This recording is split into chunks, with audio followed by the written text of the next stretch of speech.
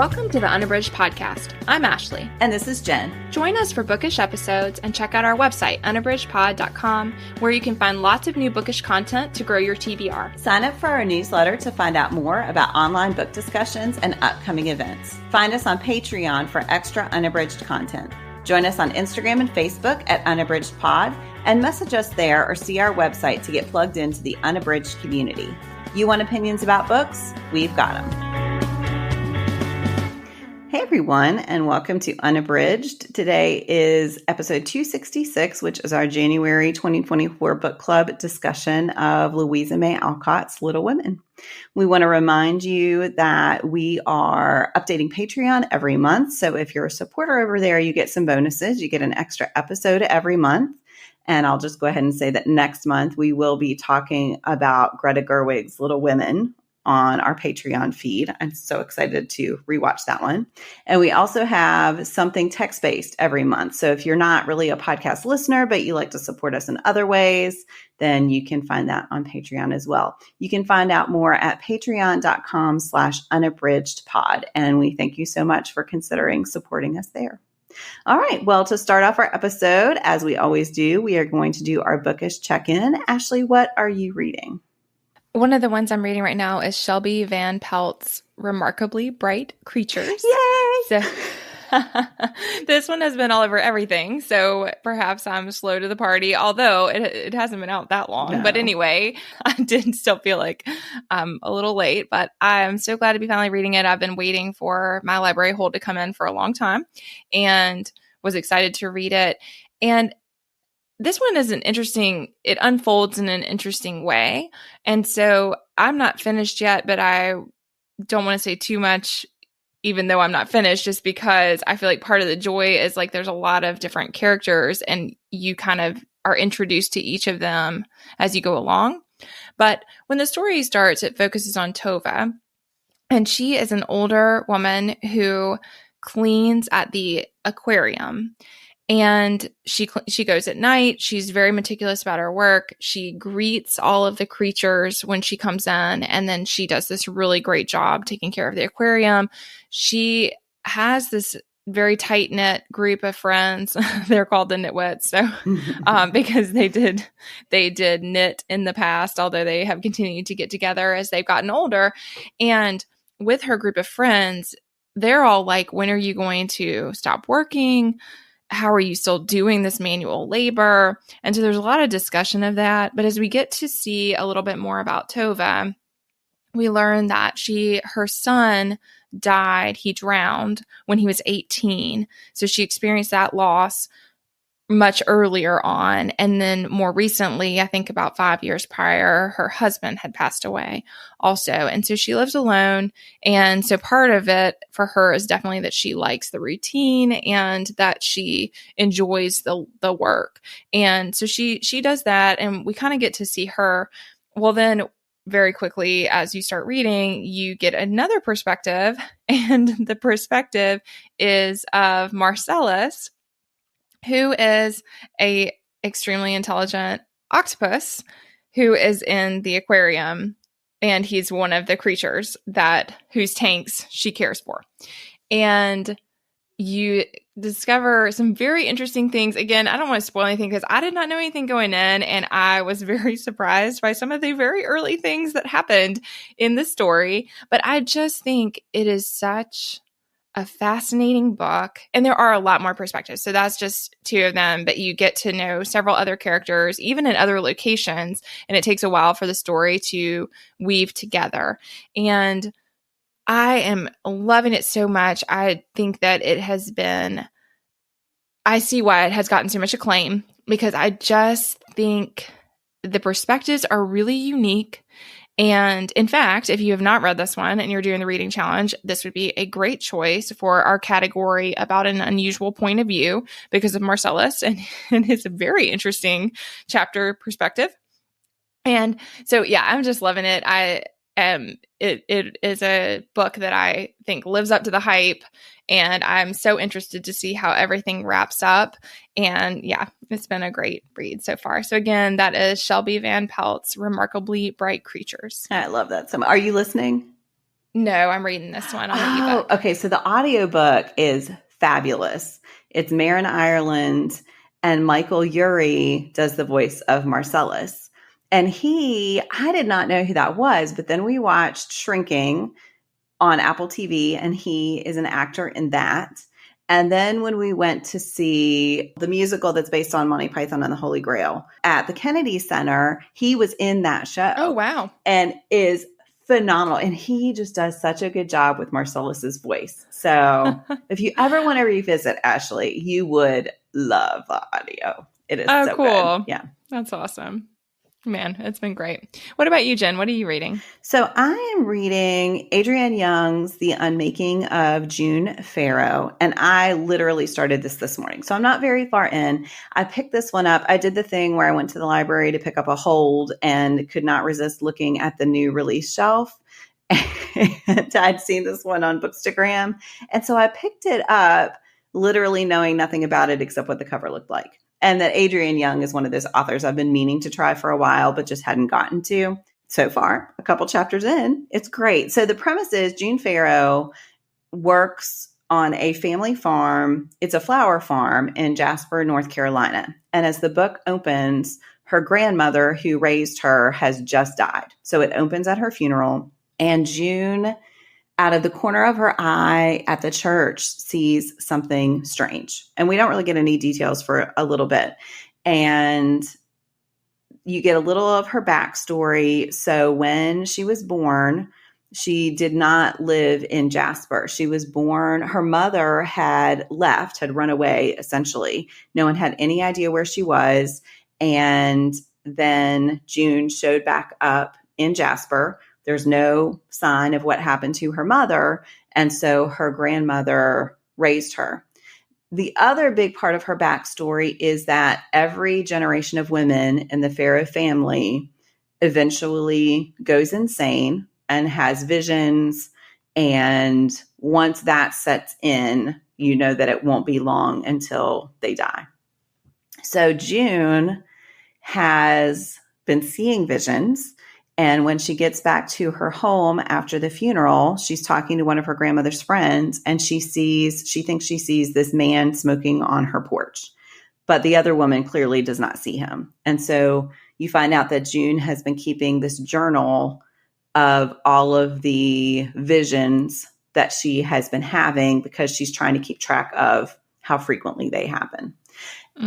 So again, I'm not very far. Jasper's an incredibly small town that is out of the way of everything, but they are known for the flowers that come from the Farrow family farm. And all of the people who come to this beautiful area, for example, to get married, one of their goals is to get flowers from this farm. And June has this sense of knowing that has also been passed down the generations of like exactly the best day to cut the flowers. And so she just has all of these things that she knows that are intuitive to her and that she says she got from her grandmother. And that's basically where I am. So far, the writing is strong. I'm very intrigued by the characters. There is one thing that happens at the very end of my reading that I feel like is a spoiler, even though it's still early in the book. So I'll save that. But there are some explanations for the visions that I feel like are probably going to start emerging soon. But yeah, so great. So far, so good. So that is Adrienne Young's The Unmaking of June Farrow. I was once again a victim of the library's new release shelf. I have seen that one a lot. The cover is intriguing. Yes. And seeing a lot of it definitely makes me wonder about it too. Yeah. Well, I will let you know. So all right. Well, we are going to move on to our book club discussion. So we are doing Louisa May Alcott's Little Women, which is, I would say, a classic. And here's the synopsis, though. I do feel like most people know what this one's about. Louisa May Alcott's Little Women tells the story of four very different sisters based on Alcott's own family growing up in New England during the Civil War. The novel covers their childhood as each sister strives to find her best place in their family and into their adulthood as they find their individual paths, which they take them to family and career and love. So I think as we hit overall impressions, we should also talk about our past history with Little Women, if that's okay, Ashley. And because I definitely think that probably affected each of our reading. So yeah, but what were your overall impressions? As far as history with it, I think that probably I knew about it as a kid, but definitely did not read it. And so I think my only experience with it was the adaptation where Winona Ryder is Jo. And I remember enjoying that, but I also remember very vividly that Beth dies. Mm-hmm. And I feel like that is like the thing that, Yes. and I loved Claire Danes. And so I think I can still kind of viscerally remember like the scenes where she was ill. So that is the thing that I took away from that watching, I would say. And then since then, I really haven't read it. So I was excited to give it a try. And I did enjoy it. I will say, oh my gosh, it is long. Yes. It and is really I long. And I was reading it at a transitional time for myself. So then I was very aware of just how long that book is. And so, and so overall, I mean, there were a lot of things I really loved, and I love Jo's character, and I love the way the sisters have the dynamics between them. And so there's certainly some things that I'm excited to talk about, but I had thought I might read it with my kids. And then when I read it, I was like, oh my gosh, this thing goes on forever.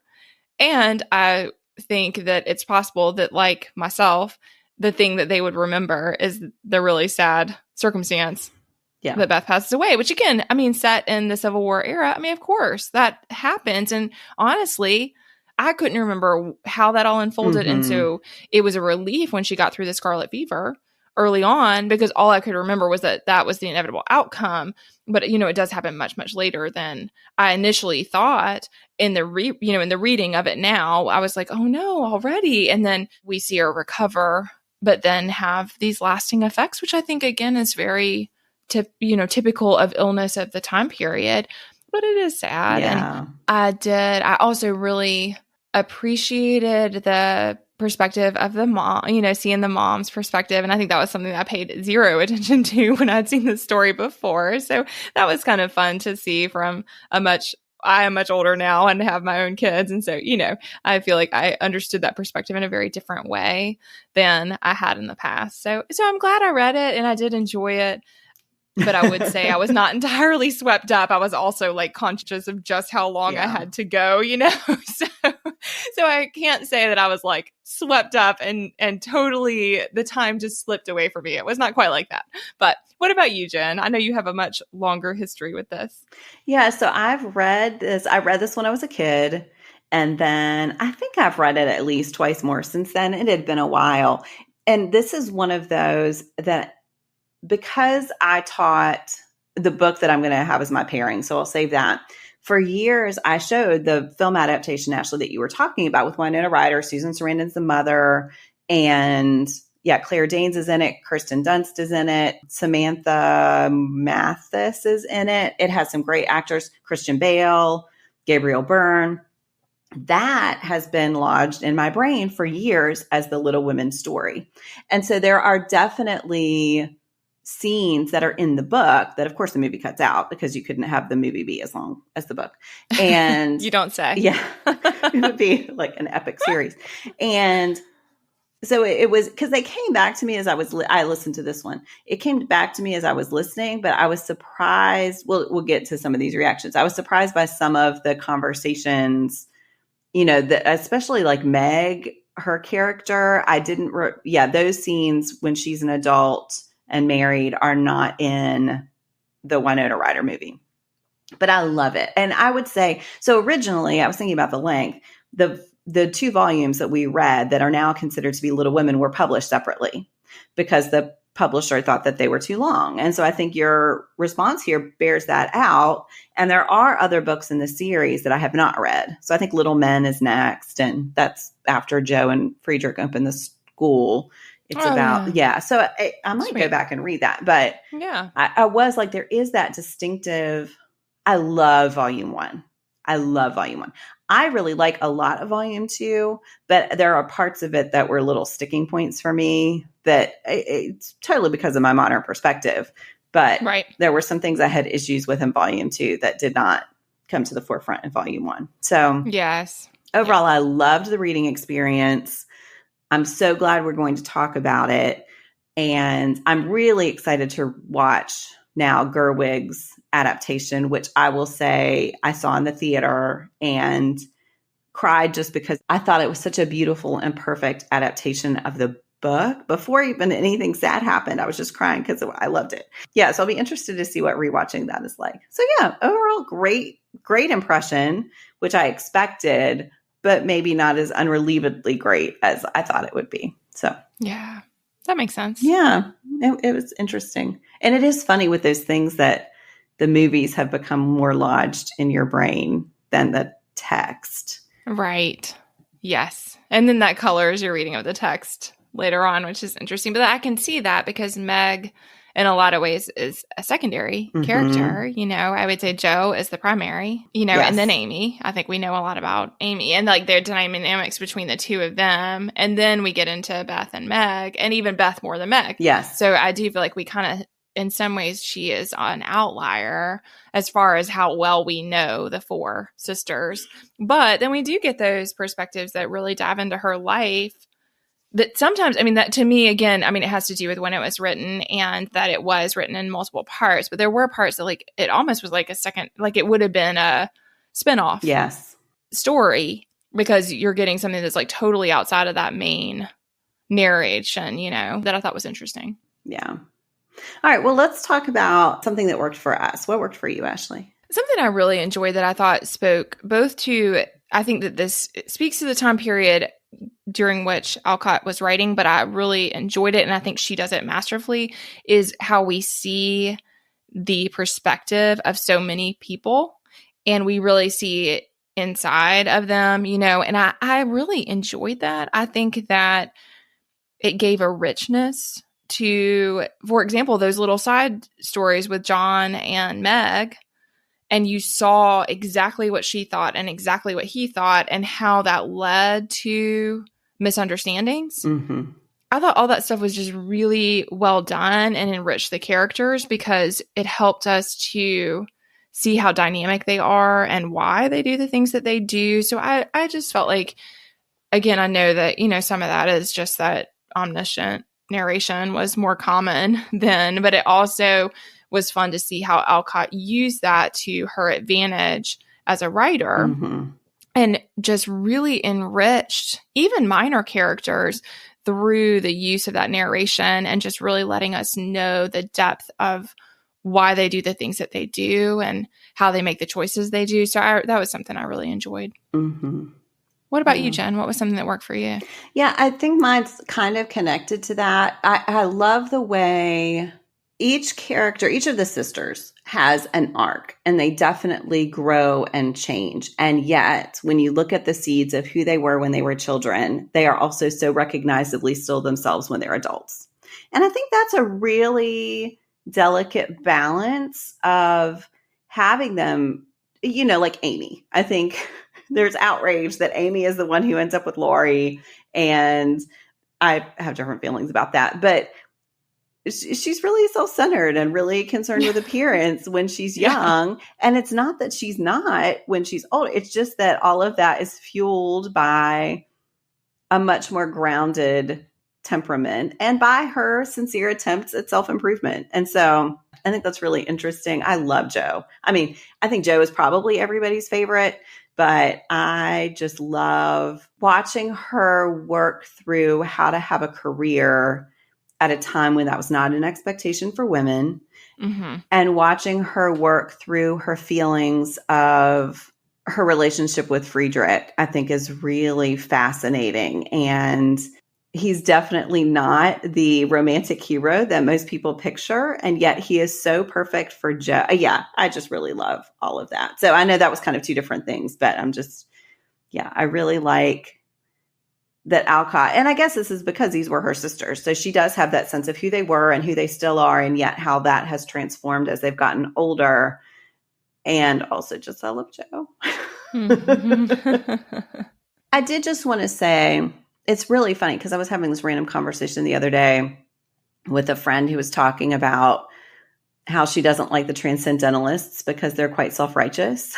And so I just thought Marmee is such an interesting character because I love her, but there are some of those conversations she has with Meg that really, I just don't love. And I think some of it, again, it's just the view of the time of women and what your role as a wife is. And in some ways, Marmee is more independent than most women would have been at the time. But some of her advice to Meg with John, I just bristled at when I was listening. And so we don't have to go down that rabbit hole, but I did just want to acknowledge those parts. Took me out of the story a little bit.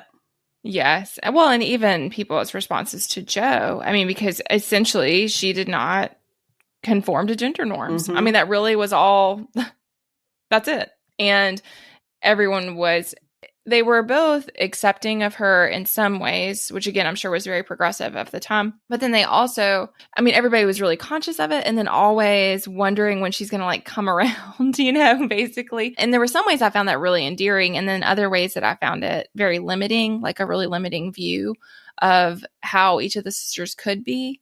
And so, I thought, I mean, even the part, like you said, I mean, there were things that I bristled at, even as far as like her writing and stuff. And then how she felt with the professor, she felt like that she was like giving away some part of herself, or like that she was lessening her moral standards by writing this stuff. And, I mean, maybe that's accurate. I don't know. But then it just felt like, why does she have to feel that way? Right. And isn't it okay for her to tell whatever story she wants to tell? And certainly if income is involved also, like, isn't it fine and honorable to make income so that your family can survive? Like, what is wrong with that?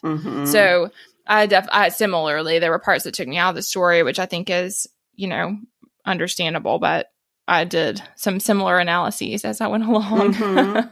And, they're quite poor from some respects. There's all of that about how much they'd lost. It reminds me of Austin a little bit, but they still have a servant. Yeah. That's exactly what I thought too, Jen.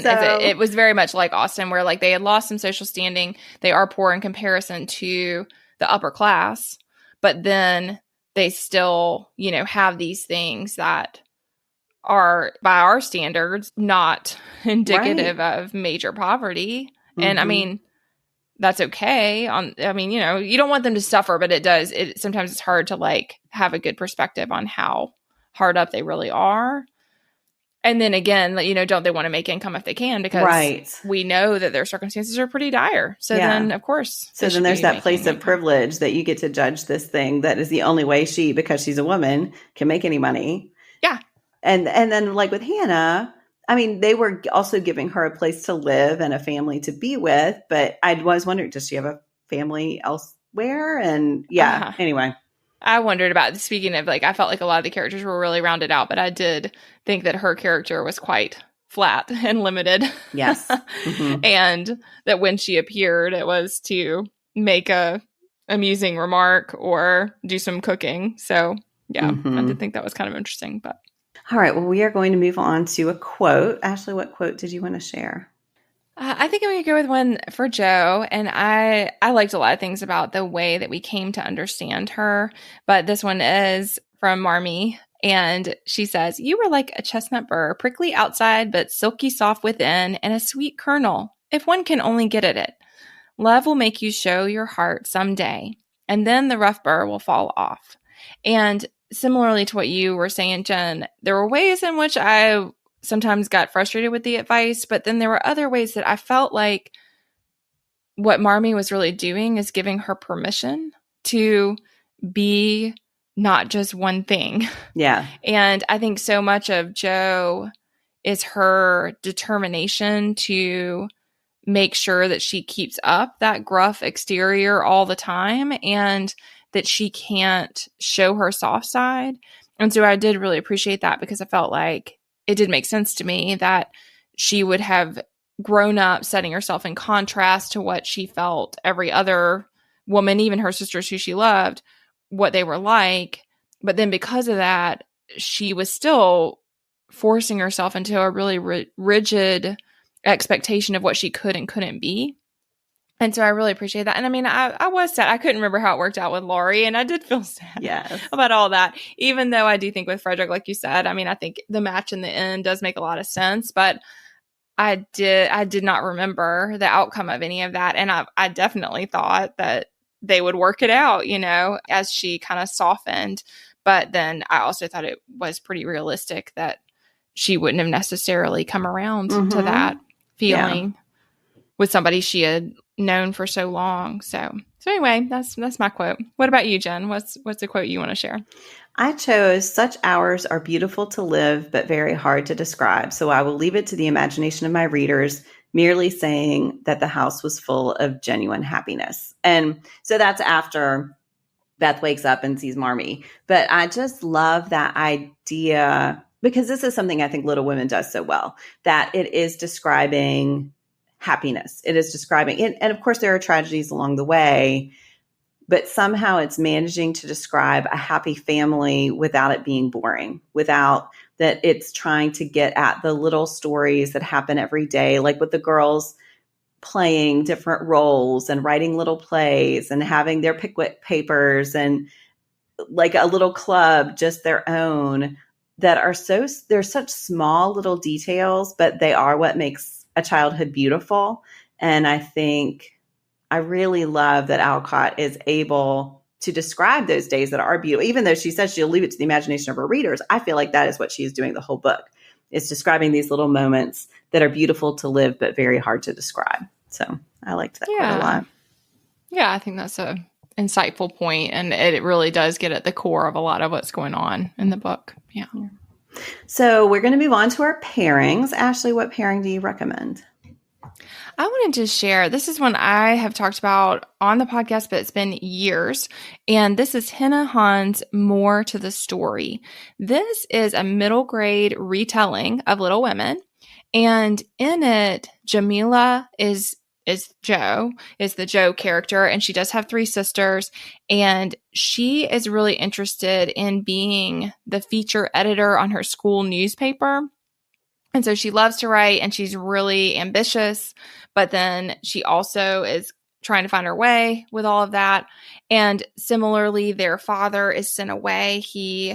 They all live in America, but then he is sent overseas for an extended period of time to work. And so they have to find their way without him. And she does have a sister who gets sick. And so she has to navigate that. She's really focused on her own. I mean, as a middle school student would be, she's really very aware of her own trials and tribulations. But then as her younger sister gets sick, she really has to reprioritize and find her way. And so I just think if you love Little Women, this is a really sweet retelling. It stands up on its own. It is a great book, but then I do also Hena Han, the author, said that Little Women was one of her most favorite books when she was growing up. And so it really is a tribute to the story that's at the core of Little Women about the 4 sisters. And yet it is a modern retelling with a Muslim American family and what their experiences are like. So yes, that's Hena Han's More to the Story. And I thought it was great.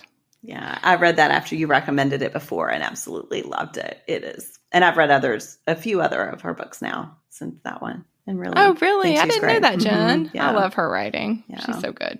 What about you, Jen? What's your pairing? So I'm recommending a book that I taught for a long time. It is Geraldine Brooks's March. And so this one's interesting. So Louisa May Alcott based Little Women on her own family, but Brooks noticed that Mr. March is really absent a lot from that narrative. So she researched Bronson Alcott, Louisa May Alcott's father, and then wrote a book about Mr. March while he was away at the war based on Alcott's story. And he was a transcendentalist and did take basically a kind of like a religious exemption from fighting in the Civil War. But he did go to war as a minister. And so while he is gone, you get this story, you see the letters coming the other way, and you get this sense of what was happening with Mr. March while he was away from his family and also of his background. And Alcott knew, for example, Thoreau and Emerson. So Mr. March knows Thoreau and Emerson. And so you get this interesting commentary on transcendentalism And there is a part in there where Mr. March, it's looking back before the Civil War, and he would sell books, religious books, door to door, and he gets swept up on this plantation and this whole other storyline. So there's a part of it that he's considering race and the situation of enslaved people. So what I used to do is I would show the students that Winona Ryder film. So they had the background of Little Women, and then we would read March alongside me teaching some Thoreau and some Emerson, and it all worked together really well. And it's a great book just on its own. And I think it's really satisfying to get this vision of what might have been happening in this untold part of the story. So I really I haven't read it for a while now, but I really enjoyed it. And my students used to really enjoy it, and just seeing these connections start making sense. So that is Geraldine Brooks's March. Oh, wow. I didn't know anything about that, Jen. That looks great. Yeah, it's really good. I think it won the Pulitzer the year it was out. Yeah, I was just Googling it to see if I didn't know anything about the author or anything. And so I was just looking, and it does look like it won the Pulitzer. Yeah. Yeah, she's great. I haven't read her most recent book, but I really like her. She has most of it's historical fiction, and she has a really interesting way of weaving historical research into her books. So yeah, I thought it was a great take on Little Women, new take on Little Women. We will move on now to our bookish hearts. Ashley, how about you? Oh gosh. I think this is a hard one to rate, because I feel a lot of pressure to give very high scores, but we can bypass it if you want. I would say 4 bookish hearts for me. What about you, Jen? I know. I think I'm doing 5, and I'm not sure.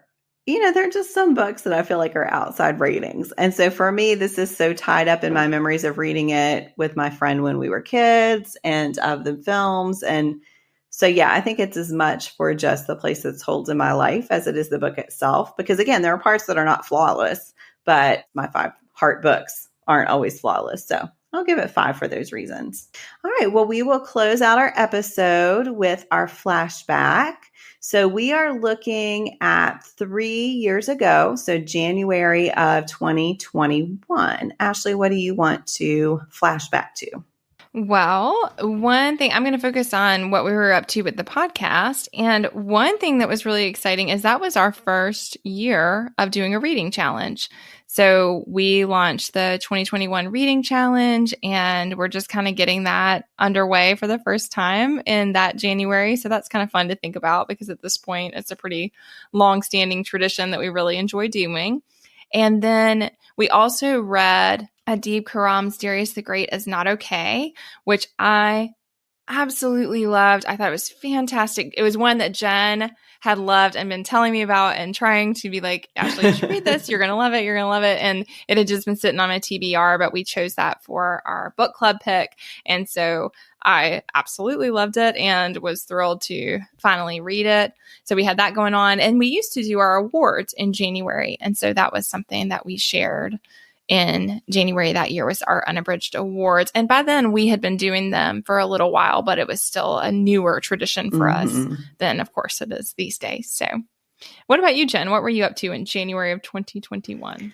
Well, so I was revisiting my Google Photos, and I was like, oh yeah, we were still largely under quarantine. So I will say January did not have a lot of like momentous pictures. We had just celebrated Christmas away from our families, which is I don't know. It feels like that was decades ago. But anyway, we got a huge snow. So I have lots of sled riding photos of my boys, but they weren't really back at school in any typical way at that point. So just having the opportunity to get outside, I think, was something to celebrate. And they could go sled riding we live behind a school that has a great sled riding hill, and being able to be outside around other people was still something that I felt a little nervous about, but it was nice to just see other kids and other families outside. So yeah, it's a weird thinking back when we choose these. Sometimes we try to avoid those times that were affected by the pandemic, but also it's tough to, because it was quite a big chunk of the time we've been doing the podcast. So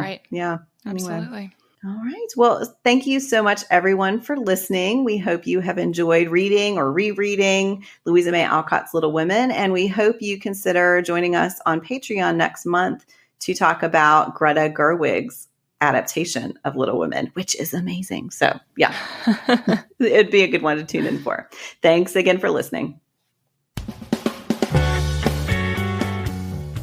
Do you have comments or opinions about what you heard today? We'd love to hear them. You can find us on Instagram, Facebook, and Twitter at UnabridgedPod or on the web at unabridgedpod.com for ways to support us.